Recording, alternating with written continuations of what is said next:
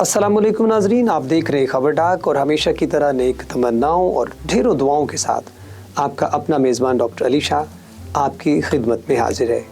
नाजरीन मोहतरम, आप लोगों से बहुत सारी बातें होती हैं और आज चूँकि 15 अगस्त है, 14 अगस्त आज़ादी का दिन हमने मनाया और उसमें हमने बहुत कुछ देखा, बहुत सारे दावे किए गए, हुकूमती अरकान ने बहुत सारे दावे किए, वज़रा ने बहुत सारे दावे किए।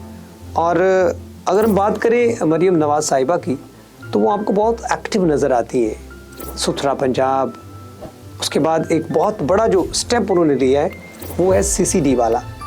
हम जहाँ जाते हैं CCD के खौफ से बहुत सारे जो क्रिमिनल्स हैं वो अपने अपने बिलों में जा छुपे हैं, इसमें कोई शक नहीं। वो एक बड़ा अच्छा स्टेप लिया है मरीम नवाज़ साहिबा ने। उसके अलावा वो हमें हर काम में बड़ी एक्टिव नज़र आती हैं। आपने ट्रेन की बात करें, बसों की बात करें, उसके अलावा वो लोगों को और बहुत सारी सहूलियात जो हैं वो देने जा रही हैं। और सोने पे सुहागा जनाब ये हुआ है कि मरीम साहिबा इस वक्त जापान जा चुकी है। जापान का दौरा करने वाली वो पहली खातून वज़ीर आला है और मैं समझता हूँ ये मरीम साहिबा का एक बड़ा अच्छा स्टेप है कि वो मुल्की तरक्की के लिए मुख्तलिफ ममालिक के दौरे करने जा रही हैं। इस दौरे का यकीनन पाकिस्तान को फ़ायदा हो सकता है और जहाँ तक मरीम साहिबा की इंटेलेक्चुअलिटी की बात है तो बहुत सारे लोग उसको मानते भी हैं कि वो बहुत अच्छे काम कर रही है। अब इस दौरे में वो क्या कुछ करेंगी, इस दौरे के बारे में ये भी कहा जा रहा है कि ये जापान की हुकूमत की एक खुसूसी दावत पे है। जापान हुकूमत ने मरीम साहिबा को एक बड़ी ख़ास दावत दी है और उन्होंने कहा है कि जी आप हमारे पास आएँ और अपने मुल्क की तरक्की में एक अहम रोल प्ले करें। अच्छा, अब मैं आपको ना जाने की थोड़ी कहानी बता दूं कि लाहौर एयरपोर्ट पर मुनक़दा अलविदाई तकरीब में सीनियर वज़ीर मरीम औरंगज़ेब, सूबाई वज़ीर इत्तलात व सक़ाफ़त अज़मा ज़ाहिद बुखारी, सूबाई वज़रा मलिक सुहेब भरत, ज़िशान रफ़ीक, मुआविन ख़ुसूसी सानिया आशिक और आला सरकारी हुकाम ने वज़ीर आला और उनके वफ़द को रुख़सत किया। अगर मैं सानिया आशिक की बात करूँ तो ये एक बड़ी एक्टिव मेंबर है पाकिस्तान मुस्लिम लीग नून की और मरीम नवाज़ साहिबा के ये बड़ी क्लोज़ हैं और इनके बारे में अक्सर ख़बरें जो हैं वो चलती रहती हैं कि उन्होंने मरीम नवाज़ के लिए ये काम किया, ऐसा किया। ये होना भी चाहिए, एक सियासी वर्कर जो है उसको बड़ा एक्टिव होना चाहिए अपनी जमात के लिए। अच्छा जनाब, वज़ीर आला मरीम नवाज़ शरीफ जापान का सरकारी दौरा करने वाली पंजाब की पहली खातून वज़ीर आला हैं, जैसा कि मैंने पहले बताया है। और इनका ये दौरा जो है वो 5 रोज़ा है। इस दौरे के दौरान वो टोक्यो, ओसाका और याकोहामा जाएंगी।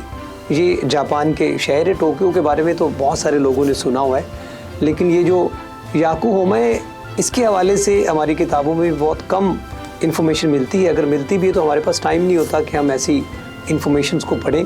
मरीम नवाज़ साहिबा जापान के आला हुकाम से मुलाकातें करेंगी और 2 तरफ़ा ताउन के फ़रोग़ पर बातचीत करेंगी। अच्छा जनाब, अगर पाकिस्तान की तरक्की बाहर के दौरे करने से हो सकती है तो इसमें कोई बुरी बात नहीं है, लेकिन अगर सिर्फ दौरे ही रहें और बाहर जाके वापस आके इंतज़ार किया जाए कि ऐसा होगा, जापान हमारे लिए बहुत काम करता है, जापान हमारे अच्छे दोस्तों में से एक है, इसमें कोई शक नहीं। जापानी लोग हमसे बहुत प्यार करते हैं।